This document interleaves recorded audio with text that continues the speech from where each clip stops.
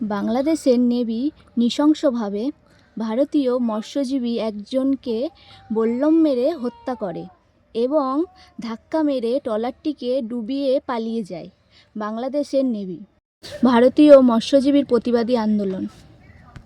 ভিডিওটি সম্পূর্ণ দেখুন, শেয়ার করে পাশে থাকুন। কারোর বাচ্চা আছে, কারোর স্ত্রী রয়েছে, কারোর মৃত বাবা মা রয়েছে। একটা বাড়িতে কিছু জানতে পারলাম, হলো সুনীল দাস ওনার নাম, সঞ্জিত দাস। উনার একমাত্র স্ত্রী রয়েছে, উনার কোনো সন্তানও নেই, তার পুরো জীবনটা পড়ে রয়েছে ওই ভদ্র মহিলার। সে পরিবার কি করবে, কিভাবে খাবে, কিভাবে চলবে, কিভাবে বেঁচে থাকবে? তাই জন্য আমরা চেষ্টা করছি কোনোভাবে কিছু আর্থিকভাবে যাতে সাহায্য করতে পারি, এইটুকুনি আমরা চেষ্টা করেছি। তার আগে দু একটা কথা আমরা বলবো। এখানে আমাদের মধ্যে উপস্থিত রয়েছে, কারণ আপনারা জানেন এটা কোনো ইউনিয়নগত বা কোনো সরকারিভাবে বা কোনো কিছু মিছিল নয়, মিটিং নয়। এটা আমাদের যারা মৎস্যজীবী ভাইরা রয়েছেন, মালিকরা রয়েছেন, মালিকরা এবং যারা শ্রমিক, যাদের জন্য আমরা গর্ববোধ করে বলি, যাদের জন্য এই অর্থনীতি বেঁচে আছে, কাকদ্বীপে বিশেষ করে। কাকদ্বীপ বলুন, যেগুলো মৎস্যজীবী এলাকা রয়েছে, অর্থনীতি বেঁচে আছে আপনাদের মতো, আপনাদের পরিবারদের জন্যই। আপনারা দেখেছেন 2 বছর যদি সমুদ্রে মাছ না হয় পুরো বাজার শুকিয়ে যায়, কোনো কিছুই চলে না, না সোনা দোকান চলে, না জামা কাপড় দোকান চলে, সবাই মন্দায় পড়ে যায়, সকলের উপর সকলে নির্ভর। তাই সে সকল ইউনিয়নের প্রতিনিধিরা রয়েছেন, ইউনিয়নের পক্ষ থেকে আমাদের তাপস রয়েছে, কুলতলি ইউনিয়নের সে সম্পাদক। বাহ রে বাংলাদেশ, বাহ! বাংলাদেশের সেনাবাহিনীর কোনো শৃঙ্খলতা নেই, আইন সম্বন্ধে কোনো জ্ঞান নেই, বিশেষ করে বাংলাদেশের নেভির কোনো ডিসিপ্লিন নেই। এটা বাংলাদেশের নাগরিকও বলে থাকে এবং আমরা অনেক ভিডিওতেও দেখেছি।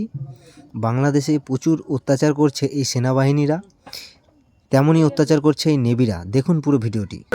আমরা কথা বলবো, আমি অনুরোধ করবো, এই অবস্থায় কারোর মানসিক অবস্থা ভালো নয়। সকলে এসছে একটা দুঃখের জায়গায়, এই দুঃখ যার কাছে সেই একমাত্র বলতে পারে। অল্প অল্প 1 মিনিট 2 মিনিট করে শুভেচ্ছা কথা বলবে। সুন্দরবন সামগ্রিক মৎস্যজীবী শ্রমিক ইউনিয়নের মাননীয় সম্পাদক সত্যেন্দ্র পাত্র মহাশয়, ওনাকে মাইক্রোফোন তুলে দিচ্ছি। 2-1 কথা বলি আপনাদের উদ্দেশ্যে এবং মৎস্যজীবী পরিবারগুলোর উদ্দেশ্যে বলুন।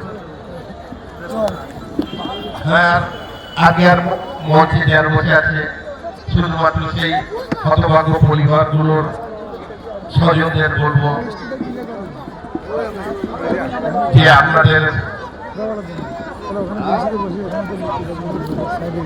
আপনারা ভালো থাকুন।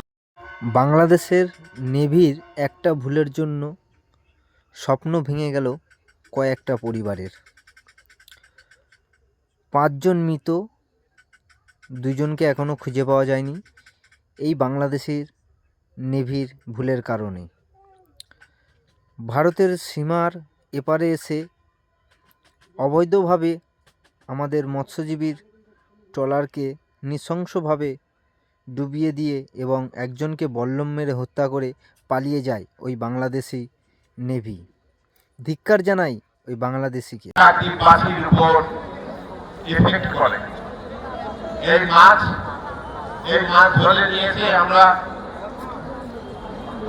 উপার্জন করি। তার দিয়ে যারা এই মাছ ধরার সঙ্গে যুক্ত আছেন, দয়া করে ভিডিওটি দেখে কেউ এড়িয়ে যাবেন না, ভিডিওটি শেয়ার করুন যেন বাংলাদেশের ডক্টর ইউনূস এর কাছে এই ভিডিওটা পৌঁছায়, যেন আইন শৃঙ্খলাকে ভালোভাবে প্রশিক্ষণ করে।